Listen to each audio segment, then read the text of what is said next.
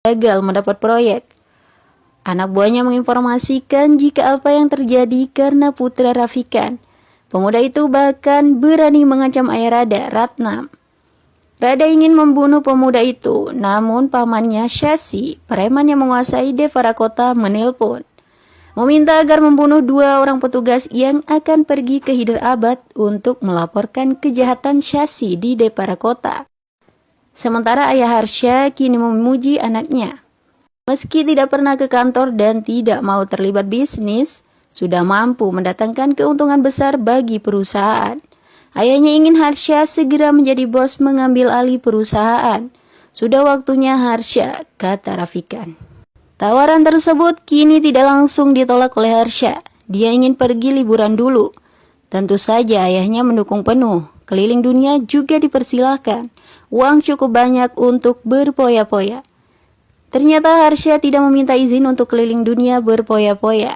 Dia pergi ke Devara Kota, kampung halamannya yang sudah lama dilupakan setelah pindah ke kota. Kepergian Harsha tanpa sepengetahuan Charu. Dalam perjalanan, bis yang ditumpangi Harsha tidak bisa melintas.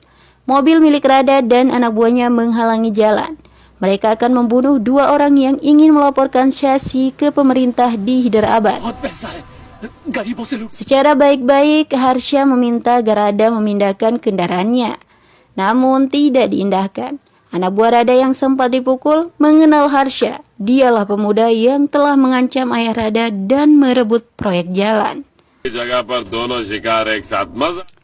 Tanpa dicari, Rada bertemu sendiri dengan Harsha. Pertarungan terjadi.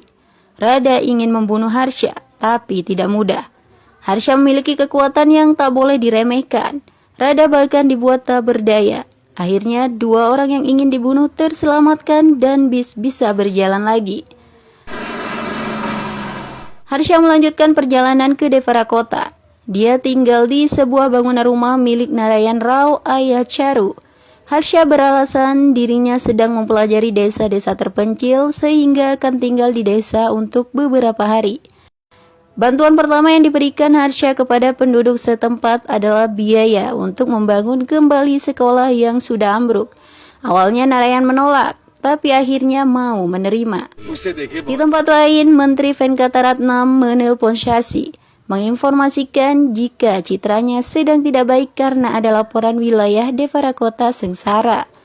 Menteri meminta Syasi berbuat sesuatu agar masyarakat terlihat lebih sejahtera, sehingga dalam pemilu selanjutnya Ratnam tetap bisa menjadi menteri. Tentu saja Syasi kebingungan jika diminta berbuat baik. Ketika Harsha dan penduduk akan mulai membangun sekolah yang telah hancur, Syasi datang. Dia tidak suka dengan kebaikan Harsha, tapi kebaikan itu juga bisa menjadi keuntungan bagi Syasi. Mengingat Menteri Ratnam meminta agar masyarakat bisa terlihat sejahtera, Syasi pun membiarkan perbuatan baik Harsha. Penduduk sangat senang Harsha mau membantu, kemudian meminta lagi agar jalan diperbaiki. Harsha langsung menyanggupinya. Harsha masih ingat perkataan seseorang, jika memiliki kelebihan harta, sebaiknya mengadopsi 1 orang anak. Tapi dengan kekayaan yang dimiliki pemuda ini, bukan hanya mampu mengadopsi anak, 1 desa pun bisa diadopsi. Saya mengadopsi desa ini mulai hari ini.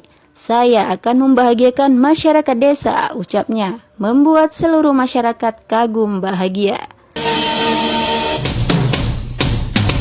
Sejak Harsha mengadopsi desa, infrastruktur jalan di